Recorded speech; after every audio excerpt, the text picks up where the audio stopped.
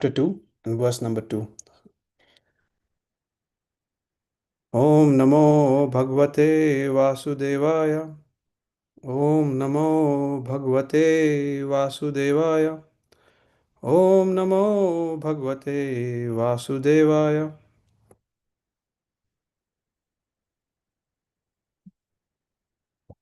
Let's read the verse. Prabhu, can you go towards the verse? Thank you. Sabdasya hi brahmana esha pantha yannama bhirdhyayati dhir apartahi Paribrahmamastatra na vindate arthan Maya maeva sanaya shanayanahi. Sabdasya of the Vedic sound. He, certainly. Brahmana of the Vedas. Esaha. These. Pantaha, by the way. Yat, what is. Nama bihi, by different names. Dhyayati, ponders. Dhihi, intelligence. Aparthai, by meaningless ideas. Pari Brahman, wandering. Tatra, there. Na, never. Vindate, enjoys. Arthan, realities. Maya Maye, in illusory things. Vasanya, by different desires. Shanayaha, as if dreaming in sleep. Translation by His Divine Grace A.C. Bhaktivedanta Swami Srila Prabhupada ki jai.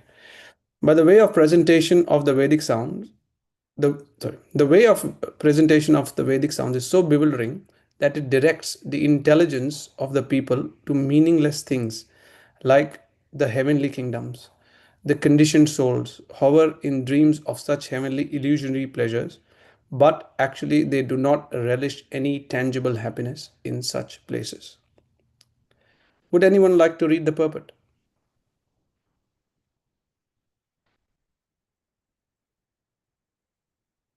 I can read, Prabhu. Yes, please go ahead, Mataji. Purport. The conditioned soul is always engaged in laying out plans for happiness within the material world, even up to the end of the universal limit. He is not even satisfied with the valuable amenities on this planet Earth, where he has exploited the resources of nature to the best of his ability. He wants to go to the moon or the planet Venus to exploit resources there. But the Lord has warned us in the Bhagavad Gita 8.16 about the worthlessness of all the innumerable planets of this universe, as well as those planets in another systems. There are innumerable universes and also innumerable planets in each of them, but none of them is immune to the chief miseries of material existence, namely the pangs of birth, the pangs of death, and the pangs of old age and the pangs of disease. The Lord says that even the topmost planet, known as the Brahmaloka or Satyaloka, and what to speak of other planets, like the heavenly planets, is not a happy land for residential purposes due to the presence of material pangs. As above mentioned, conditioned souls are strictly under the laws of fruitive activities as such, they sometimes go up to Brahmaloka and again come down to Pataloka, as if they were unintelligent children on a merry-go-round. The real happiness is in the kingdom of God, where no one has to undergo the pangs of material existence. Therefore, the Vedic ways of fruitive activities for the living entities are misleading. One thinks of a superior way of life in this country or that, or on this planet or another, but now where in the material world can he fulfill his real desire of life, namely eternal life, full intelligence, and complete bliss? Indirectly, Srila Sukadeva Goswami affirms that Maharaja Parikshit, in the last stage of life, should not desire to transfer himself to the so-called heavenly planets, but should prepare himself for going back home, back to Godhead. None of the material planets nor the amenities available there for living conditions is everlasting. Therefore, one must have a factual reluctance to enjoy such temporary happiness as they afford. Hare Krishna, Prabhu. Hare Krishna, thank you. Om Jnanatimrandasya Gyananjana Shalakaya Chakshurunmilitam Yena Tasmai Shri Guruve Namaha. Namo Vishnupadaya Krishna Prastaya Bhutale Srimade Bhaktivedanta Swami Namine. Namaste Saraswati Devi Gaurvani Pacharani Nirveshesha Shunyari Panchte Starine. Jai Shri Krishna Chaitanya Prabhu Nityananda Shri Advaita Gadadhar Shivasadi Gaur Bhaktivinoda. Hare Krishna Krishna Krishna Hare Hare. Hare Rama Rama Rama Hare Hare. So welcome everyone to our daily Bhagavatam reading classes. We are studying from Canto 2, the cosmic manifestation. We are studying chapter 2, the Lord in the heart, titled The Lord in the Heart, and we are doing verse number 2. So yesterday we had His Holiness, we were very fortunate to have His Holiness Bhakti Ashraya Vaishnav Swami taking the class yesterday. He explained so many nice things yesterday of forgetfulness of Krishna, how we should remember Krishna, and what our ultimate goal in life is. So let's continue on from there. So this verse is basically telling us more about how meaningless things are in this material world. We already know this, we already discuss a lot about it, but this is again another reminder for us of what our real goal, what our real purpose in life is. Right? That we should not be distracted, by the temporary so-called pleasures, even though they are mentioned in the Vedas. So Srila Prabhupada in this verse, in the purport, he starts off by explaining that the Vedic sounds can bewilder us, right? Now, Vedas, when he says Vedic sounds, what he means to say here is that Vedas, they are the largest collection of knowledge available to human beings, right? Not just about spirituality, not just about God consciousness, but in general, right? Astronomy, there is about health, there is about planets, cosmology, there's history, there's a societal structure, everything. It's complex, but it's the most complete form of knowledge. Right. So yes, there is spirituality, but there's a lot of other things also which can bewilder people and which can also be misunderstood and misdirect people, because Vedas are speaking about everything. People cannot conceive everything that is there in the Vedas, right? So Vedas offers also different levels of happiness to different kinds of followers, right? So different levels of happiness in terms of some might seek material happiness by doing sacrifices, by worshipping a certain demigod, by following a certain ritual, and they might want to get a certain onto a certain planet. So this is why when Srila Prabhupada he begins the purport, he begins by warning us that the conditioned soul becomes bewildered by these promises. Right? So Srila Prabhupada was once asked, Srila Prabhupada, what is the purpose of human life? And he simply replied that the purpose of human life is to be happy. Because that is our nature. Every activity we do, from the time we wake up till we sleep, is in one way, shape, or form related to us being happy. But the problem is that we are trying to seek this happiness from matter, because most of us have only tasted happiness through we have only tasted material happiness, right? So that's why we are laying out plans like there is no tomorrow, like right, we're never going to die, right? Only if I move to this country, like say, only if I move to Australia, I'm going to be happy. Or only if I get this job, I'm going to be happy. Or only if I make this much amount of money, I'm going to be happy. Only if I get this position, I'm going to be happy. And so on and so forth, right? So it says in Bhagavad Gita 2.41, Bahu Sakha hi Anantasya, which means unlimited branches of desire.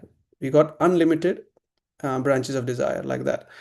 What to speak of, moving to different countries? You've got people like you see in today's world, what Sukhdev Goswami is trying to tell us here. We see people like Elon Musk. Forget about we move to a different country. He wants to move the whole civilization to a different planet, right? He wants to go to Mars. So we see like that, that we see like that people want to exploit things for their own happiness, for their own satisfaction in one way, shape, or form, because there's something within them that is not satisfied. right? When Prabhupada was around in the 70s, back then it was a big thing about going to the moon. And when he was asked about it, he said the same thing, that we're not satisfied with exploiting the earth, that we want to go and exploit other planets like moon and so on. So we see from Prabhupada's example as well there that there's something or the other that we are not satisfied with. You look at people like Bill Gates. When we look at Bill Gates, one would think, oh wow, he is um, very successful because he's one of the richest people in the world. But he's had so many troubles. Like he had a very bad divorce. There's so many conspiracies, so many things about him, that he's got himself involved in. There is no peace of mind. Then you look at things like cryptocurrency and so on. People they're just trying to find new ways of making themselves happy. They are developing something. Cryptocurrency is nothing but some digital code that people have come up with, and now few people think, oh, I'm going to assign some value to it, and now you see billions of dollars attached to it. So you see in all of these ways how we are deviating from our true paths. Right? So like that, we can take so many examples, right? So many examples from the business world, the sports world, the political world, and we can see in today's day and age how sense gratification is the be all and end all of everything. A few days ago, people who know me, they know I like Apple products. But a few days ago, the new iPhone was released, iPhone 17, and every year, whenever if you look at their videos when they release their phone, they will say every year they'll say the same thing. It's the best phone we have ever made. Right? Best phone we've ever made. Every time, every year they'll say, and people get attracted to it. Their marketing is so strong, we want to go out and buy it. But every year that changes. It's a new phone. So, but the irony is, yes, Apple as a company does that, which was founded by Steve Jobs, right? Everyone knows it very famously. Steve Jobs founded it, and he says, and one of his last reflections before he passed away, right? He passed away through cancer at an untimely age, um, and he said that sometimes. Um, Hang on, let me just find this what he said. Yes, so he said, I reached the pinnacle of success in the business world. So, in others' eyes, my life is the epitome of success. However, aside from work, I had little joy. In the end, wealth was the only thing I was left with, nothing else. So, because we think that material happiness is everything, we think sense gratification is everything, we fall into this illusion, right? So in Bhagavad Gita, Prabhupada mentions in this purport, he references to 8.16. Right? It is Abrahmana bhuva loka punar avritto arjuna mam upetya tu kaunteya punar janmana vidyate. So he says that from the highest planet in the material world down to the lowest, all are places of misery where in repeated birth and death take place. So if we want to be introspective, right, which we should all be, even though we are getting rich or even though we're getting powerful, how is it that we are living any better than an animal? Because animal also eat, sleep, mate, and defend, right? But I heard something very interesting recently in this comparison with animals. So we often hear a lot of in classes, and a lot of people mention that we know better than animals. Even Prabhupada says that. But one person has a good take on this, and he said, "No, no, no, we're not the same as animals. We're actually worse than animals." And he goes, "Do you know how?" It's like we eat, sleep, mate, and defend. Even animals eat, sleep, mate, and defend. Right? But we also have debt. So we are even worse position because we are so focused on buying. We are the consumers. We are consuming everything every day. We're buying more and more things, and that just piling on credit card debts and so on. So we are actually worse than animals. Forget about us having a higher consciousness compared to animals. Forget about how we can think more forget about how we can reason with people. Yeah, we are at a level, the overall I'm talking about, the society has come up to a stage where we are worse than animals. So modern civilization is like a mirage, like an illusion, where we are going after sensory pleasures, we're going after wealth, technology, which is not going to bring us any kind of happiness. Yes, because you see that even after so-called modern technological breakthroughs and so on, there is little hope, there's little benefit that it brings us. You see mental health issues at an ever, at the highest. Suicide rates are the highest. So we can see that we are just chasing uh, like a mirage in the desert, as they say, right? We're just chasing. There is going to be water in the desert, like an oasis or something, but nothing comes off it. Uh, Thinking about desert, it just straight came to mind. We went to Dubai late last year, early this year, and when we think about Dubai, we think about amazing architecture, skyscrapers, um, these artificial built islands, big huge shopping centers and so on. But the reality is, yes, we might be enamored by all of these things. I was also, when I went there, I was like, wow, this is great. But the reality is, it's a desert. There is extreme heat there. It's about 40 degrees. One of the things I know I was still amazed by was, we took the kids to Ferrari World there. And whilst it was a theme park, it was great, but it was all air conditioned. I was like, can you imagine, like the size of Dream World or Movie World here, fully air conditioned, right? So, but then when you think about it, it is just for our sensory pleasures because it is a desert. You have to have it air conditioned, otherwise there's no way you can survive. So there is nothing natural about these places. You look at places like where I grew up, say Mumbai, or even New York, London, all of these cities, big, great cities. And I used to be very proud of being a Mumbaiker or from Mumbai. But now you experience something higher or something different. And you go, the air, the water, the mental state of being in those cities is just so difficult, to live in those cities.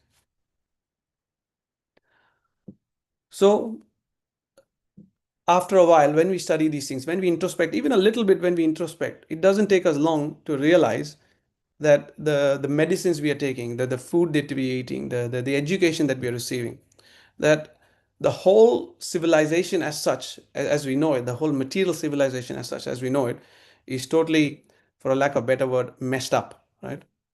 Yeah. The example is given of the bird in the cage, right? That we are so focused on polishing the cage and making sure that the cage looks so good that we forget about the bird inside who's starving. And the parallel is drawn to the soul, is the bird in the cage, and the cage itself is the body. So we are so focused on making sure we look good, we dress good, anti-aging creams, our hair is done up nicely, we're going to the gym. Yes, all of those things are important, but in a particular degree. But the most important thing is the soul. Yeah, we cannot leave the soul starving. And when we focus on only on the material side of things, right, the soul is starving. But there is higher grades of happiness. Right? There is higher grades of happiness.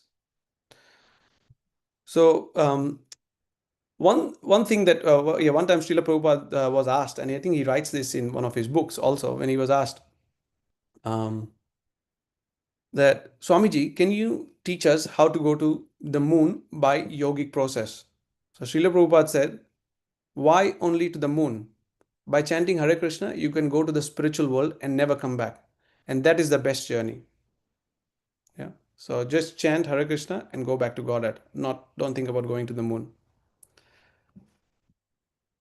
So in today's world, we should not be chasing these mirages. That was one of the things I wanted to sort of mention here. We should not go after, and that is what Sukdev Goswami here also is trying to tell us. Prabhupada also says here that it's like, just want to find that, it's like a merry-go-round. Yep, there it is. So Prabhupada says that conditioned souls are strictly under the laws of fruitive activities. And as such, they sometimes go up to Brahmaloka and once again come down to Pataloka, as if they were unintelligent children on a merry-go-round. The real happiness is in the kingdom of God, where no one has to undergo the pangs of material existence. Therefore, therefore, the Vedic ways of fruitive activities for living entities are misleading. So basically, what Prabhupada is trying to tell us that we are trying to seek material happiness from the Vedas, and it's like a merry-go-round. Yep. So material life is like a ride. Sometimes you go up and sometimes you're down, which means sometimes you're in the heavenly planets and sometimes maybe in Pataloka you're down again. But the most important thing is we don't think about getting off this ride, right? Getting off this merry-go-round. So, there are innumerable universes, innumerable planets, right? But none of them are immune to the miseries of the material existence. Like Prabhupada says in the purport, the pangs of birth, the pangs of death, the pangs of old age, and the pangs of disease. So even the topmost planets, the Brahmaloka, right, or the Satya Loka, right, is not a happy place to reside. Yeah, due to these, birth, old age, disease. So we should not be chewing this chewed, right? So material pleasure, even though sometimes may feel heavenly, we are still chewing on dry sugarcane. It says in Srīmad Bhāgavatam 7.5.30, Puna punas charvita charvananam. So as soon as one has extracted all the juice, then there is no juice. So then we're still trying to extract juice by chewing the chewed. So, when Hiranyakashipu affectionately took his son Prahlad Maharaj on his lap, and when he inquired from him, what is the best thing that you've learned from your teachers? And as usual, Prahlad Maharaj began praising the process of devotional service, Shravanam, Kirtanam, and so on. And it made Hiranyakashipu very angry, and he chastised his teachers and so on for wrongly teaching Prahlad Maharaj all of these things.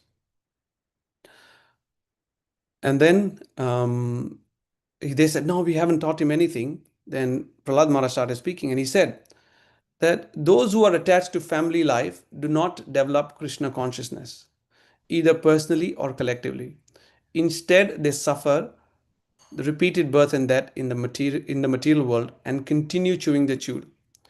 And then Prahlad Maharaj explained that the duty of every man is to take shelter of pure devotees and thus become eligible to understand Krishna consciousness. So like that, we see that the only way to not get out of this from chewing the chewed is taking shelter of a pure devotee. And that's what we're trying to do with this Krishna consciousness movement. That is what Prabhupada's aim was, right?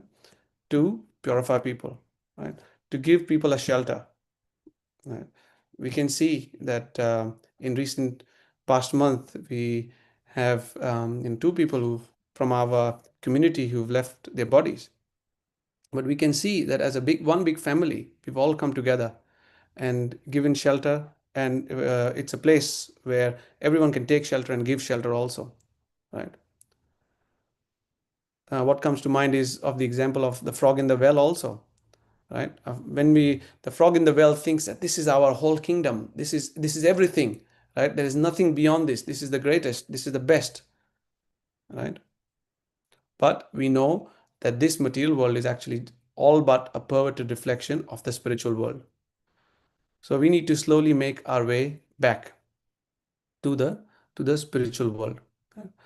Um, so Prabhupada was asked again one thing. Prabhupada actually met with George Harrison at Bhaktivedanta Manor in the 70s, and they were walking, and they came across a lake, right? And Prabhupada started saying that, and I'm just quoting Prabhupada here, verbatim. He says, we can see that the trees on the bank reflect upon the water with their branches down and roots up. Ardhva mulam adha sakham. In other words, the tree of this material world is upside down. only a reflection of the real tree of the spiritual world. This tree, this material tree, is an exact replica. Everything is there, original in the spiritual world. The material world is all but a perverted reflection. So, the spiritual world must have the same variegatedness. But in reality, a reflection is temporary, for it is sometimes seen and sometimes not seen. But the origin from when the reflection is reflected is eternal. The material reflection of the trees has to be cut off. The material reflection of the tree has to be cut off. So, in other words, Sukdev Goswami is indirectly telling Parikshit Maharaj, as we see at the end, where that we should not. He's saying at the end, indirectly, Srila Sukdev Goswami affirms that Maharaj Parikshit in the last stage of life should not desire to transfer himself to the so-called heavenly planets, but should prepare himself for going back home, back to Godhead. None of the material planets, nor the amenities available there for living conditions, is everlasting. Therefore, one must have a factual reluctance to enjoy such material happiness as they afford. Krishna says in Bhagavad Gita 8.15 that after attaining me, the great souls never return to this temporary world, which is full of miseries, because they have achieved the highest perfection. Even Prabhupada says that human form of life is meant for liberation, not for sense gratification. So that's the main things I want to confirm. There's a couple of minutes. I just wanted to end with this. I was recently listening to a class by my Guru Maharaj, and he said this thing, and it sort of pertains to what we're discussing today. He says that we can approach Krishna in a couple of ways. Right? We can approach Krishna from two ways. One is we can approach him from the perspective of material world. When he say material world, because we are living in this material world, we are undergoing so many troubles, right? As I mentioned earlier in the class, I don't want to repeat myself, but we're going through so many things, right? And we turn to Krishna to give us some courage, some strength, and some mercy, so that somehow or the other we can deal with them and still keep practicing or keep moving on, right? Or we can pray to Krishna from the platform of the soul, from our transcendental or from our constitutional position of being the eternal servant of Krishna, of being of what Krishna wants us to be, right? Which is being his servant, not in our situation. So when we think about Krishna in the material situation, in our world, when we're asking him, we are trying to get him to our situation. But no, we need to meet Krishna in his situation, right? So the liberated soul in our material body is seeing Krishna from this viewpoint, Maharaj said. And such a devotee is called a Parishad, one who resides with Krishna. So when we want to study these scriptures, the way we immerse ourselves into the scriptures is through the eternal reality, not our reality, which is our reality is the material world, and eternal reality is being in Krishna's world, right? So we draw a lot of parallels today, right, from the modern day examples and so on, but those were just to sort of connect to the eternal reality, right? As we said, this is a perverted reflection, ardhamulam adashakam, which is this is the tree which is upside down from the spiritual world, the material world is. So we should focus on the real thing, which is the eternal pastimes of Krishna, and not this temporary material world. And that's how we should approach scriptures. So I know most of us attend Bhagavatam class every day, and this is how Maharaj ended one of his talks, to say that we should approach scriptures from this perspective, that we are meeting Krishna in his world and not meeting Krishna in our world. So it's just gone past 7. So if there's any question, corrections, or comments, please feel free to unmute.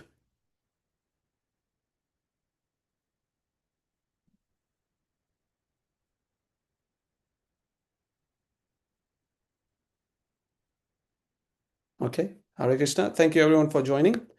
Hope you all have a blissful day. Srimad Bhagavatam ki jai, Srila Prabhupada ki jai. Hare Krishna. Hare Krishna, Prabhu. Thank you. Thank you, Prabhu. Hare Krishna. Thank you, Hare Prabhu. Krishna, Prabhu. Thank you. No, he's cool.